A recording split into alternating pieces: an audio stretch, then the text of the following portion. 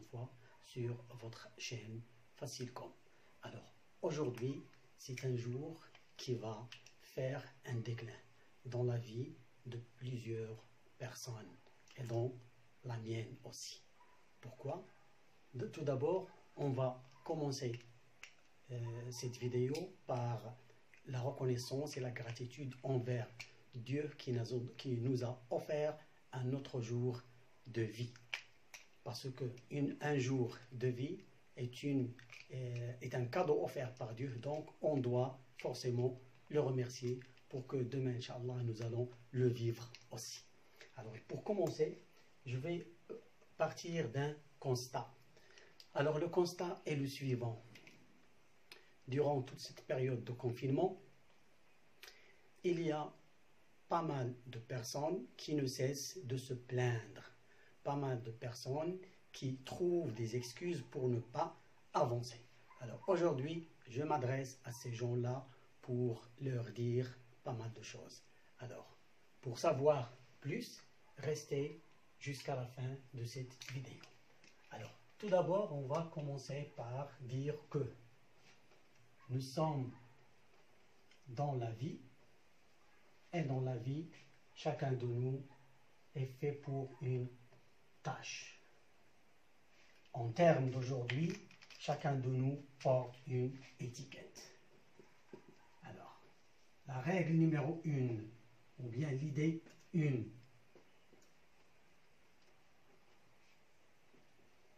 c'est que chacun de nous doit savoir quelle étiquette porte-t-il. Qu'est-ce que je veux dire par étiquette? Ça veut dire, que fais-tu maintenant? Quelle est ta tâche?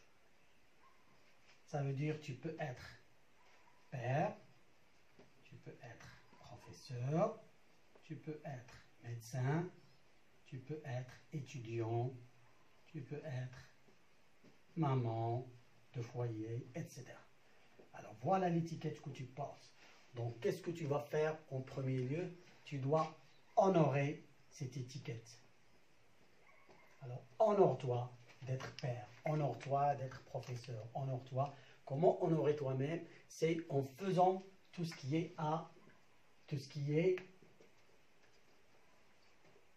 de ton mieux. Et plus encore, fais seulement ton devoir. Chacun de nous doit faire son devoir, ni plus ni moins. Tu es professeur, tu vas faire le devoir d'un professeur. Tu es un médecin, tu vas faire le devoir d'un médecin. Tu es un policier, tu vas faire le devoir d'un policier. Et tu es un étudiant, tu dois faire le devoir d'un étudiant. Et surtout, les étudiants ont ces moments-là de confinement. Il y a pas mal d'étudiants qui trouvent des excuses pour ne pas faire le devoir, pour ne pas réviser, pour ne pas suivre les chaînes sur les télés ou bien les chaînes sur Internet. Donc, à ces gens-là, je dis qu'ils doivent honorer l'étiquette. Tu es un étudiant, donc tu dois être un bon étudiant. Et comment faire pour être un bon étudiant? Parce que l'idée s'adresse en majorité aux étudiants. Alors, puisque tu es étudiant, donc tu es fait pour quoi? Pour apprendre, se former, s'instruire. Et pour faire tout ça, tu dois témoigner d'assiduité. Tu dois témoigner de discipline. Tu dois être rigoureux avec toi-même. De rigueur et d'organisation.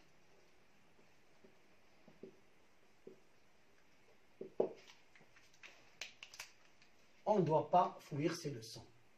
Tu es obligé de réviser tes leçons chaque jour. Tu es obligé de te former et de t'instruire en témoignant de pas mal de capacités, l'assiduité, la discipline, la rigueur et l'organisation.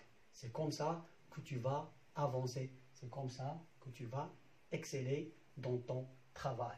Donc, nous avons pris l'étudiant comme exemple puisque la majorité de nous sont des étudiants qui ont un avenir à réaliser. Donc, ils doivent porter cette étiquette et l'honorer. Donc, honore-toi en étant seulement un étudiant, ni plus ni moins.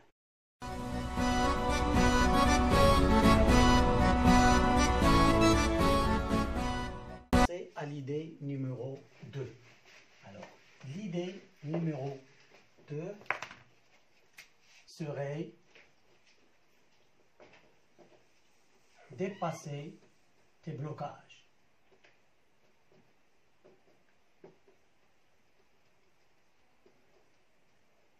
Il est clair que l'être humain recourt toujours à la paresse, à ce penchant vers la paresse. Dû à quoi? Dû à des blocages, à des freins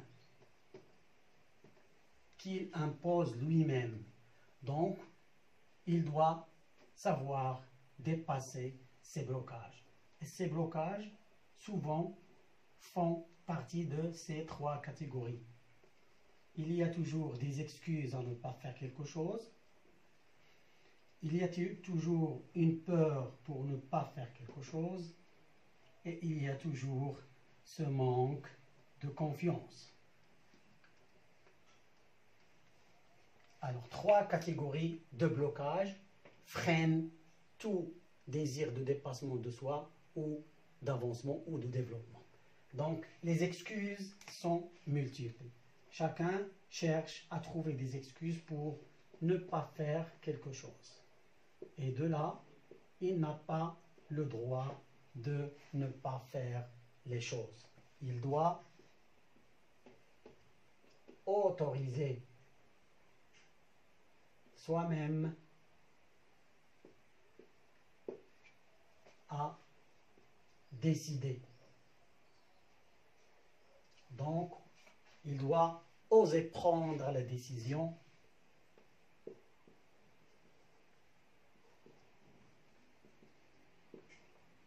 de faire les choses maintenant et non pas tout à l'heure ou demain ou ce soir-là. Il doit faire une décision rapide parce que la rapidité de certaines décisions est très efficace parce qu'il t'oblige à avancer. Il t'oblige à prendre l'initiative. Comme ça, tu peux courir derrière ton rêve, derrière ton horizon et ouvrir cette porte qui va t'ouvrir un horizon meilleur que celui d'aujourd'hui. Ensuite, il y a la peur. La peur de quoi? La peur d'échouer, la peur des critiques et des reproches, la peur de ne pas faire bien. Et comment vaincre cette peur? C'est en osant. Alors, tu dois oser faire des erreurs. Tu dois oser échouer. Tu dois oser risquer. Puisque celui qui ne risque rien n'a rien. Donc, on doit oser faire les choses, même si on va échouer, même si on va se critiquer, même si on va ne pas faire les choses comme il faut. Donc, pour vaincre la peur, tu dois oser et tu dois prendre vite la décision pour empêcher ce blocage de s'installer et de t'empêcher d'avancer. La 3e catégorie, c'est la catégorie du manque de confiance. Alors, la plupart des gens n'ont pas de confiance en eux. Pourquoi? Parce que ils sont entourés des gens, alors voilà l'entourage, ils sont entourés des gens qui les découragent. Alors, pour avoir de la confiance en soi, il ne faut pas blâmer l'extérieur, mais il faut partir de l'intérieur. Alors, comment partir de l'intérieur? C'est-à-dire, personne ne va te donner cette confiance en toi si tu ne la donnes pas à toi-même. Donc, à toi de jouer et de jouer grand. Ne joue jamais petit. Donc, tu dois jouer grand. Tu dois avoir cette confiance en toi. Tu dois la nourrir chaque jour. Tu dois l'arroser chaque jour pour qu'elle fleurisse et te donne le maximum d'elle-même. Donc, la confiance en soi ne dépend. Alors, la confiance ne dépend jamais de l'extérieur, mais cette confiance, elle dépend d'abord et déjà de ton intérieur. Écoute cette flamme, écoute ce petit murmure au fond de toi, écoute cette voix qui est au fond de toi et qui va te guider vers le meilleur de toi-même. Alors voilà, on a vu dans ce dépassement des blocages 3 catégories et on a essayé d'expliquer le maximum possible pour avoir une idée claire là-dessus.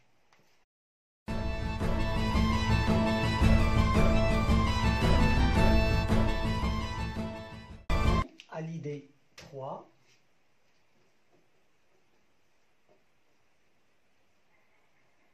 qui est tout simplement changer ta façon de voir le monde et l'entourage.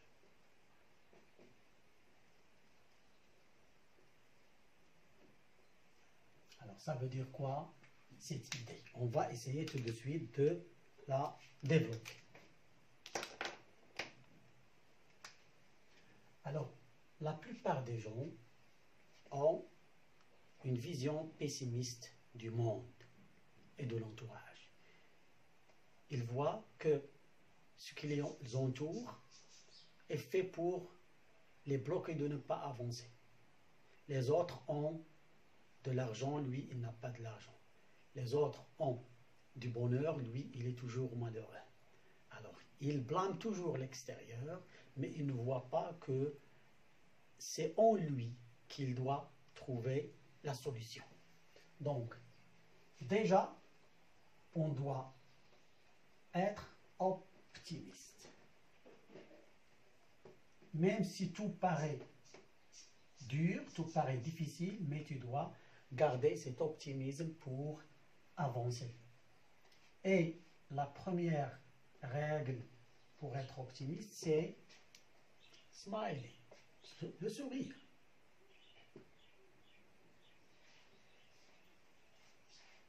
You must make a smile in your life.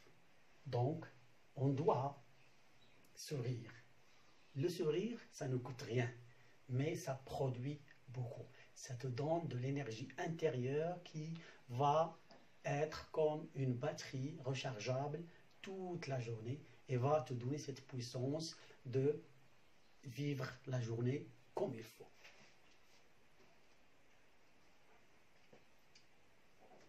Encore un autre point pour changer la façon de voir le monde. Tu mérites de vivre mieux. Ça veut dire quoi? Tu mérites de vivre mieux. Ce que tu vis maintenant n'est pas ce que tu aspires. Il est vrai que tu veux le meilleur. Donc pourquoi ne pas rapporter ce meilleur à ce moment-là et le vivre dès maintenant? Ne pas le reporter. Donc, vivre comme ta version du futur.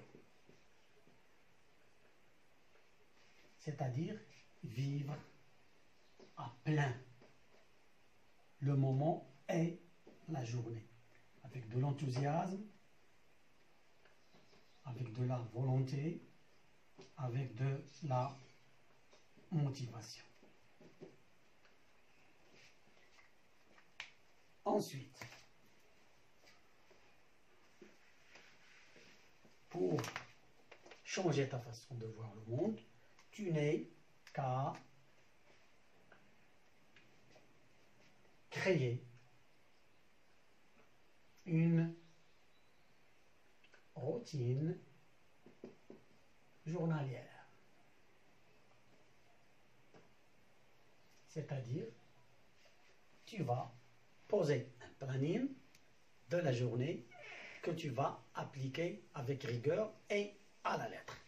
Et tu dois faire en sorte que ce planning comporte de la nourriture. Et cette nourriture, d'abord pour l'esprit, l'âme, le cœur et le corps.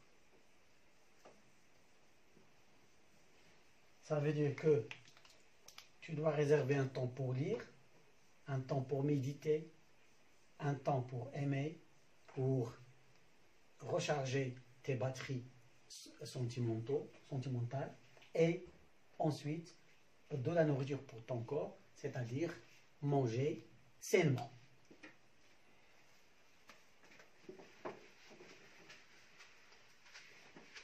Un autre point à ajouter dans cette idée de changer ta façon de voir le monde. L'avenir, il est là. Et toi, tu es ici. Donc, tu vas fixer un objectif. Et si c'est possible, un seul. Et qu'il soit cet objectif d'où découlent plusieurs objectifs. Parce qu'en réalisant un objectif, tu vas réaliser plusieurs autres objectifs. Par exemple, tu es étudiant. Donc, quel est ton objectif au cours de l'année? C'est réussir. Alors, cette réussite doit être ton seul objectif. Donc, tu dois focaliser tes efforts sur la réussite.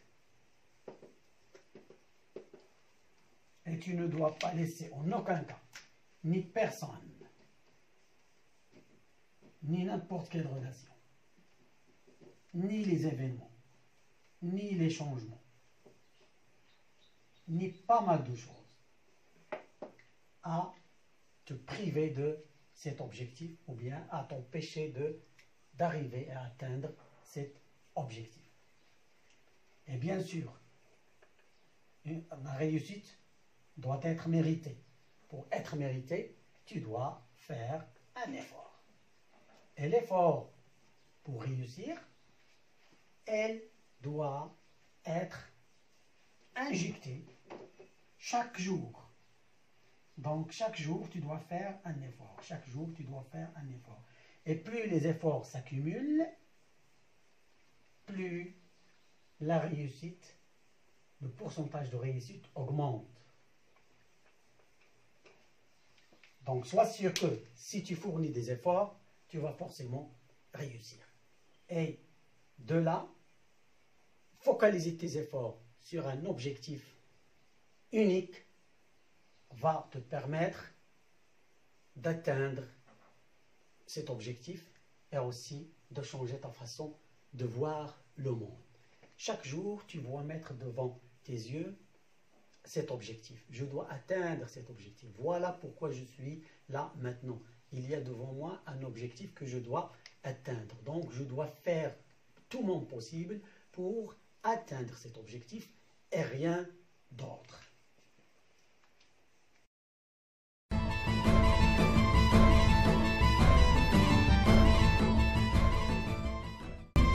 Maintenant, l'idée numéro 4. C'est une idée très facile, mais c'est une idée qui va porter gros au changement de voir le monde. C'est l'idée 4, c'est affirmer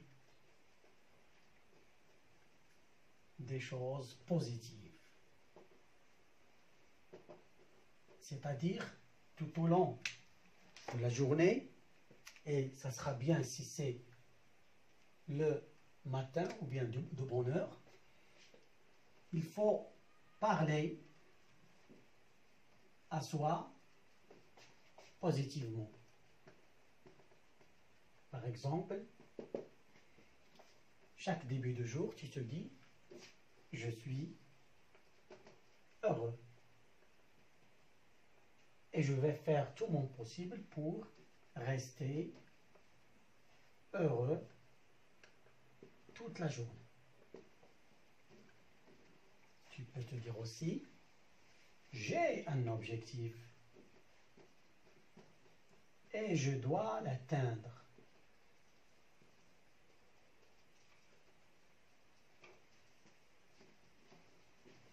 Tu peux te dire aussi, aujourd'hui je suis vivant, donc j'ai une raison pour ne pas le gâcher. Donc je ne dois pas gâcher ma journée. Tu peux te dire aussi, ce que j'ai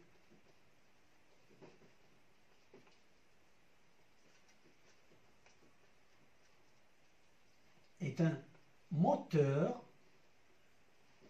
pour devenir ce que j'aimerais être. Donc ce que j'ai aujourd'hui est un moteur. Donc ce n'est pas un blocage, quoi qu'il soit, c'est un moteur. Chaque épreuve que je vais rencontrer aujourd'hui, je vais la tourner en opportunité, en défi. Donc, aucune épreuve ne va m'empêcher d'aller droit au but. Aussi, tu peux te dire, à quoi sert de gâcher une vie qui est offerte sans la demander?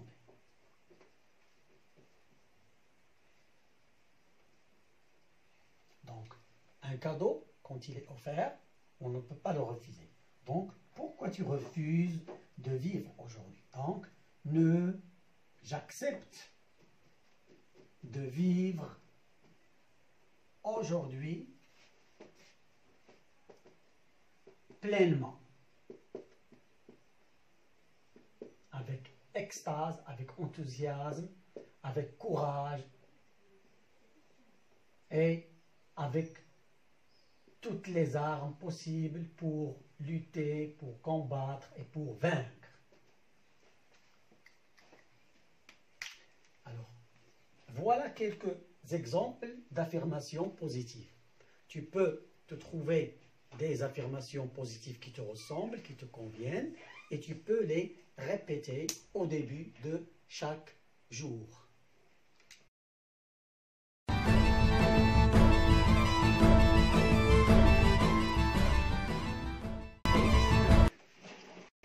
C'est une idée qui a un rapport avec l'énergie. Alors, l'idée simple,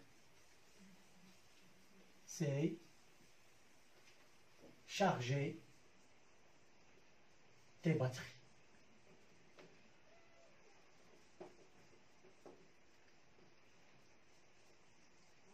Donc, pour charger tes batteries, tu dois essayer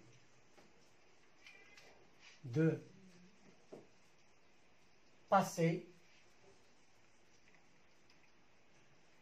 savoir passer de l'énergie de ton intérieur à ton cerveau. Donc, on a l'intérieur et on a le cerveau. Et pour passer cette énergie de l'intérieur au cerveau, il faut savoir parler à son cerveau. Alors, l'intérieur il est toujours très déterminant. Et ça se reflète sur l'extérieur. Si tu es heureux, ça se reflète sur ton visage. Donc le visage, c'est l'expression de ce qui est à l'intérieur. Donc, make the most of your time. Donc tu dois te donner ce plaisir de passer agréablement ton temps qui est présent. Et pour passer son temps présent, tu dois avoir great mood. Ou bien en français, c'est la bonne humeur. Donc pour avoir une bonne humeur, il faut savoir parler correctement à son cerveau. Donc, tu vas lui dicter des choses positives, tu dois garder le sourire, tu dois charger ce sourire et le répéter tout le temps pour que à chaque fois le cerveau capte seulement les ondes positives. De cette façon-là, la bonne humeur que tu vas avoir au début va charger tes batteries continuellement et cela va se refléter durant toute ta journée. Pourquoi? Parce que un temps présent, il doit être investi convenablement. Donc on ne doit pas perdre quelques minutes ou quelques instants ou bien quelques heures dans des bêtises, dans des reproches, dans des critiques. Au lieu de cela, je vais garder ma bonne humeur, je vais continuer de smiling, je vais continuer de répandre le bonheur autour de moi, avec A, répandre le bonheur autour de moi. Pour charger les batteries, je dois surtout savoir pardonner. Je ne dois pas être quelqu'un rancunier. Même si l'autre me fait du mal, je l'excuse, je le pardonne. Pourquoi? Parce que pardonner quelqu'un, c'est pardonner toi-même aussi d'avoir commis cette faute, de connaître cette personne.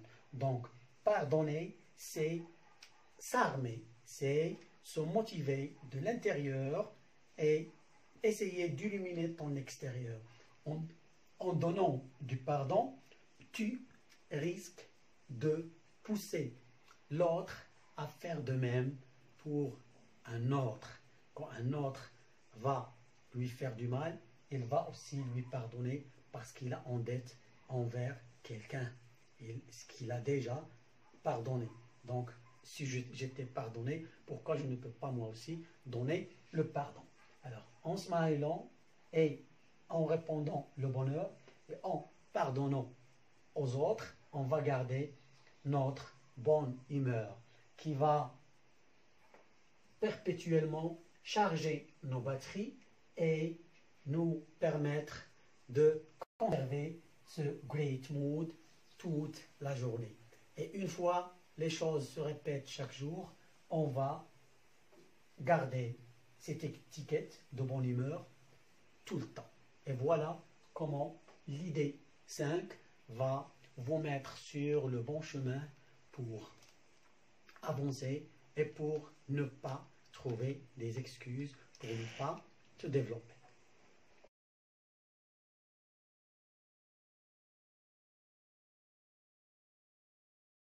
Et nous voilà maintenant vers la fin de cette vidéo et on va la terminer par l'idée 6.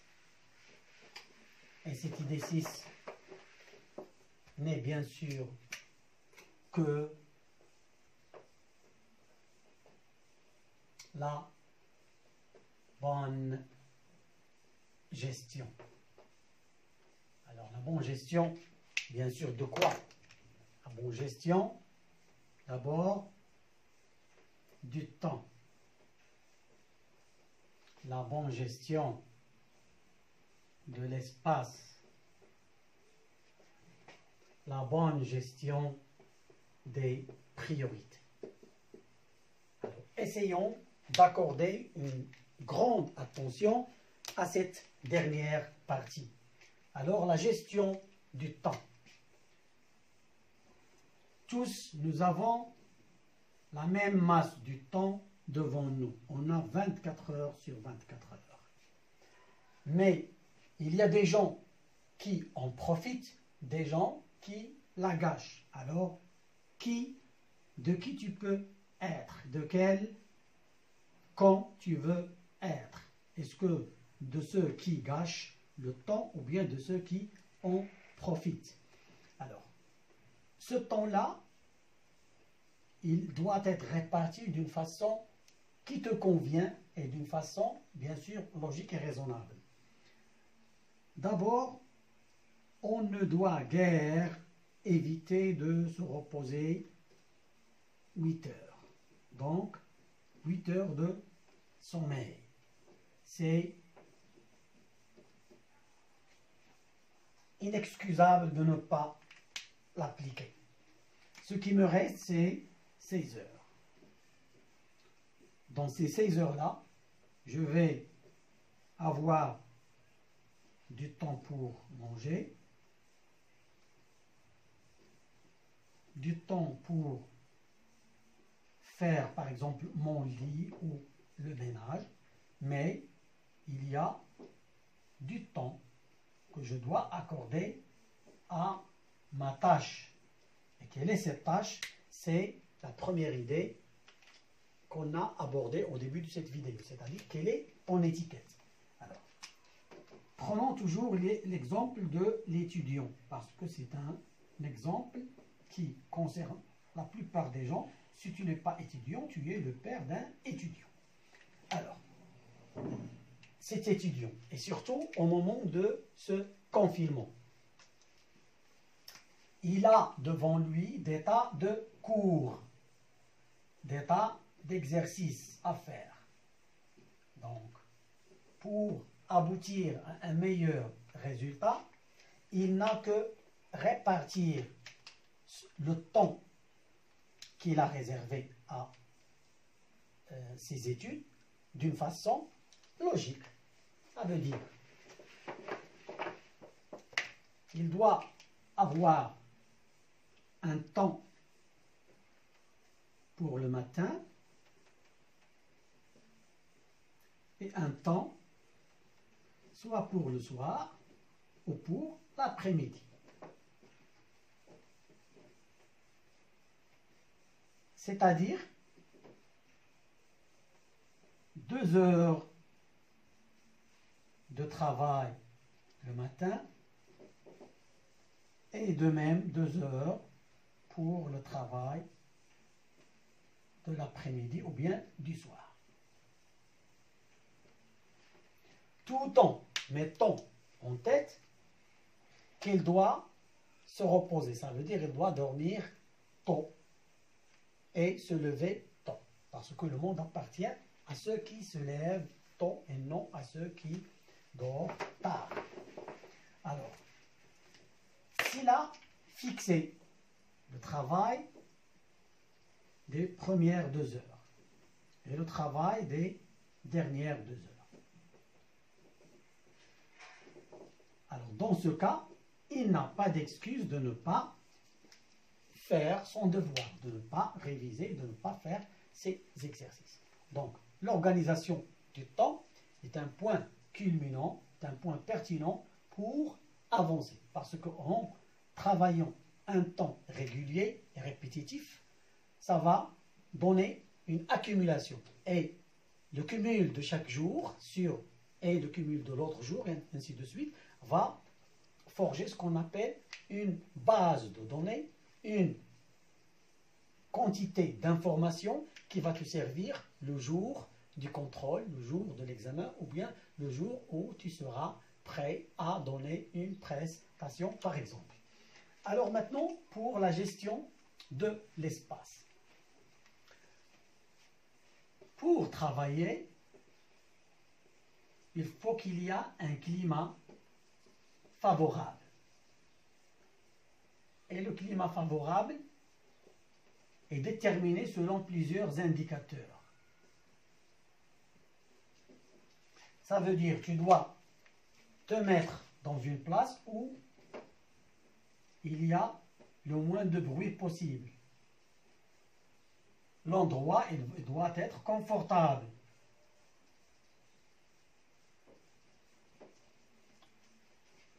L'endroit ne doit pas te poser ou bien te gêner pour ne pas accomplir le travail. Et l'endroit aussi doit être sain. C'est-à-dire, il y a la lumière, il y a l'air et il y a toutes les nécessités de vivre sainement. Alors, après la gestion de l'espace et du temps, on arrive aux priorités. Et voilà un fameux critère que tout le monde doit prendre en considération. Alors, la priorité. La priorité, c'est la chose qu'on doit faire avant toute autre chose. Donc, elle prime. Elle est primordiale. Donc, elle prime sur tout. Tu as devant toi, et dans toute la journée, plusieurs tâches à faire. Mais laquelle de ces tâches est prioritaire? De cette façon, tu vas organiser tes priorités de façon à ce que tu les fasses progressivement et selon leur degré de priorité. Voilà la priorité 1, la priorité 2, la priorité 3, 4, 5. Donc, une fois que les priorités sont classées, tu vas commencer par la première et ainsi de suite. Et de cette façon, tu vas bien gérer tes priorités. Et la bonne gestion des priorités te procure un raisonnement logique, un raisonnement qui se base sur la logique et la rigueur aussi. Parce que une priorité est basée sur à quel point tu es rigoureux avec toi-même, à quel point tu es persévérant, à quel point tu as cet esprit de guerrier. D'accord? Le guerrier qui dépasse les épreuves, le guerrier qui change une épreuve en opportunité, le guerrier qui a le courage d'avancer même si l'adversaire est devant lui.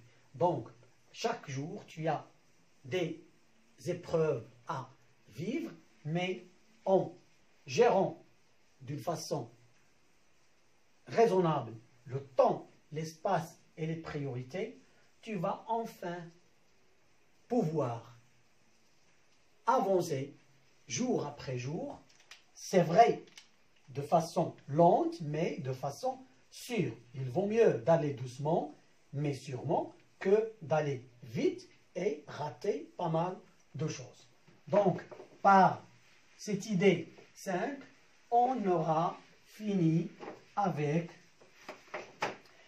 cette invitation d'aujourd'hui à laquelle je vous ai invité parce que j'étais obligé de vous parler de ces idées puisque autour de nous, il y a toujours des gens qui résistent au changement, qui résistent et qui ne veulent plus avancer, qui cherchent toujours des excuses pour ne pas faire les choses. Alors j'espère que ces 5 idées-là vont vous aider à avancer, vont vous éclaircir votre mentalité et vont vous donner un mental de guerrier, un mental de gagnant.